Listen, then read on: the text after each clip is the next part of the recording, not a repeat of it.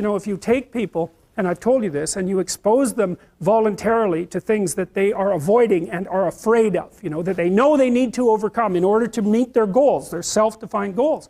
If you can teach people to stand up in the face of the things they're afraid of, they get stronger. And you don't know what the upper limits to that are, because you might ask yourself, like, if for 10 years, if you didn't avoid doing what you knew you needed to do, by your own definitions, right, within the value structure that you've created to the degree that you've done that, what would you be like? Well, you know, there are remarkable people who come into the world from time to time, and there are people who do find out over decades-long periods what they could be like if they were who they were, if they spoke their being forward. And they get stronger and stronger and stronger, and we don't know the limits to that. We do not know the limits to that. And so you could say, well, in part, perhaps the reason that you're suffering unbearably can be left at your feet, because you're not everything you could be, and you know it. And of course, that's a terrible thing to admit, and it's a terrible thing to consider, but there's real promise in it, right? Because it means that perhaps there's another way that you could look at the world, and another way that you could act in the world, so what it would reflect back to you would be much better than what it reflects back to you now. And then the second part of that is, well, imagine that many people did that, because we've done a lot as human beings. We've done a lot of remarkable things, and I've told you already, I think before, that today, for example, about 250,000 people will be lifted out of abject poverty, and about 300,000 people attached to the electrical power grid. We're lifting people out of poverty collectively at a faster rate that's ever occurred in the history of humankind by a huge margin. And that's been going on unbelievably quickly since the year 2000. The UN had planned to have poverty between 2000 and 2015, and it was accomplished by 2013.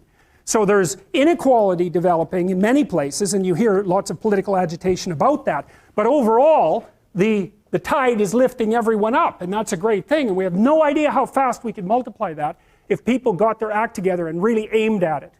Because, you know, my experience is with people that we're probably running at about 51% of our capacity. I mean, you can think about this yourselves. I often ask undergraduates how many hours a day you waste, or how many hours a week you waste. And the classic answer is something like 4 to 6 hours a day. You know, inefficient studying, watching things on YouTube that not only do you not want to watch, that you don't even care about, that make you feel horrible about watching after you're done. That's probably 4 hours right there.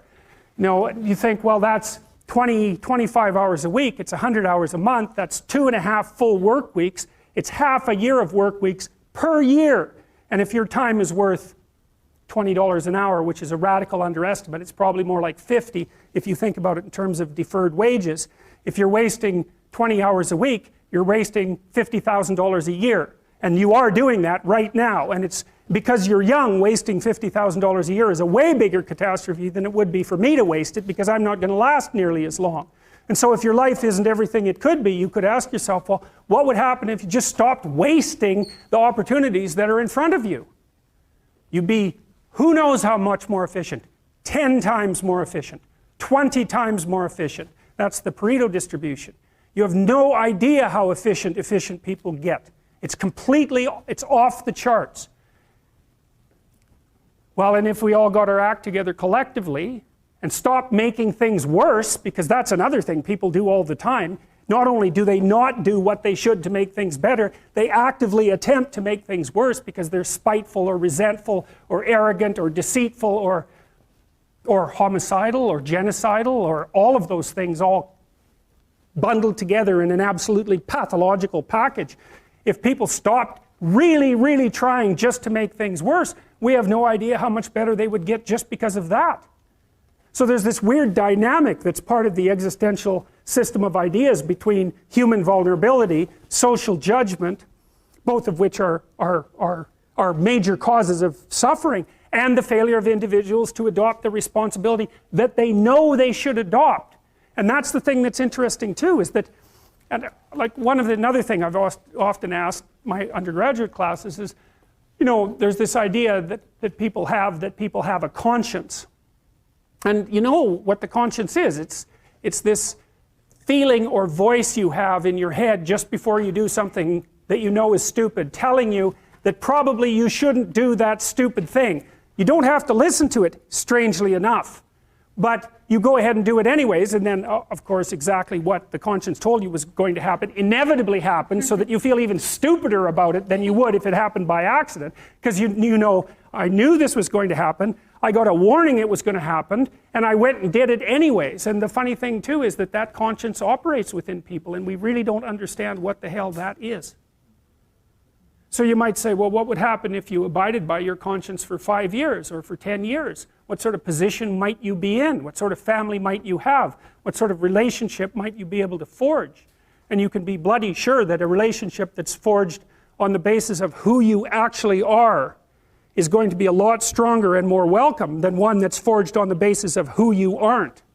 Now, of course, that means that the person you're with has to deal with the full force of you in all your ability and your catastrophe, and that's a very, very difficult thing to negotiate.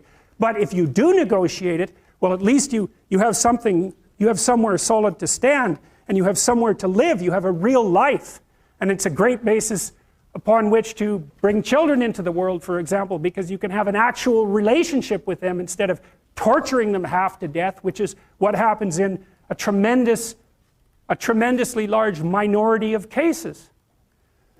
Well, it's more than that too, because, and this is what I'll close with, and this is why I wanted to introduce Solzhenitsyn's writings to you. You see, because it isn't merely that your fate depends on whether or not you get your act together and to what degree you decide that you're going to live out your own genuine being. It isn't only your fate, it's the fate of everyone that you're networked with. And so, you know, you think, well, there's 9 billion, 7 billion people in the world. We're going to peak at about 9 billion, by the way, and then it'll decline rapidly, but 7 billion people in the world, and who are you? You're just one little dust mote among that 7 billion, and so it really doesn't matter what you do or don't do, but that's simply not the case.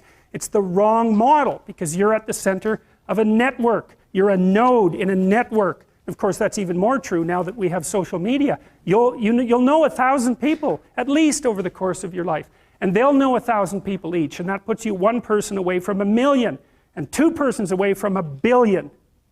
And so that's how you're connected, and the things you do, they're like dropping a stone in a pond. The ripples move outward, and they affect things in ways that you can't fully comprehend, and it means that the things that you do and that you don't do are far more important than you think. And so if you act that way, of course, the terror of realizing that is that it actually starts to matter what you do, and you might say, well, that's better than living a meaningless existence. It's better for it to matter. But I mean, if you really asked yourself, would you be so sure if you had the choice? I can live with no responsibility whatsoever. The price I pay is that nothing matters. Or I can reverse it and everything matters. But I have to take the responsibility that's associated with that. It's not so obvious to me that people would take the meaningful path. You know, when you say, well, nihilists suffer dreadfully because there's no meaning in their life and they still suffer. Yeah, but the advantage is they have no responsibility. So that's the payoff, and I actually think that's the motivation. Say, well, I can't help being nihilistic. All my belief systems have collapsed. It's like, yeah, maybe. Maybe you've just allowed them to collapse because it's a hell of a lot easier than acting them out. And the price you pay is some meaningless suffering, but you can always whine about that and people will feel sorry for you, and you have the option of taking the pathway of the martyr, so that's a pretty good deal, all things considered. Especially when the alternative is to bear your burden properly and to live forthrightly in the world. Well, what Solzhenitsyn figured out, and so many people in the 20th century, it's not just him, even though he's the best example, is that if you live a pathological life, you pathologize your society. And if enough people do that, then it's hell. Really. Really. And you can read the Gulag Archipelago if you have the fortitude to do that, and you'll see exactly what hell is like. And then you can decide if that's a place you'd like to visit, or even more importantly, if it's a place you'd like to visit and take all your family and friends. Because that's what happened in the 20th century.